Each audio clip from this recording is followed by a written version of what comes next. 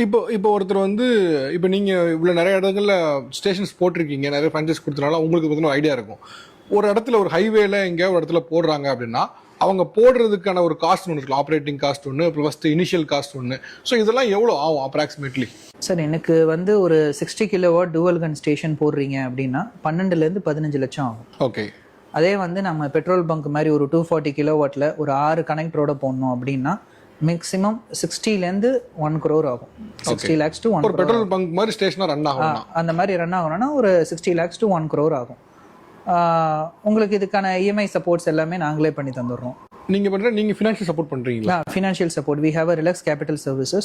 Via that we are assisting our partners in EMI basis. Okay. இப்போ யாராவது உங்ககிட்ட வந்து மாதிரி ஸ்டேஷன் போடணும்னு நான் பார்க்குறேன், திண்டிவனத்துலயோ இல்லை வந்து எங்கேயோ இடத்துல போடுறேன்னு பார்க்குறாங்கன்னா அவங்களுக்கான ஃபினான்ஷியல் சப்போர்ட் நீங்கள் உங்கள் சைட்லேருந்து எடுத்துப்பீங்க? நாங்களே எடுத்துப்போம். ஓகே. ஸோ அவங்க ஒரு டவுன் பேமெண்ட் கட்டிட்டாங்கன்னா ரிமைனிங் ஆன் இஎம்ஐ பேசிஸில் நாங்கள் கொடுப்போம். Okay okay okay. Provided that அந்த இடத்தோட பொட்டென்ஷியல், பர்சனோட பொட்டென்ஷியல் அதெல்லாம் பார்த்துட்டு இஃப் இட் இஸ் வயபிள், அந்த இடத்துல எங்களுக்கு பிஸ்னஸ் நல்லா போகும்னு தோணுச்சுன்னா company will be happy to join with them.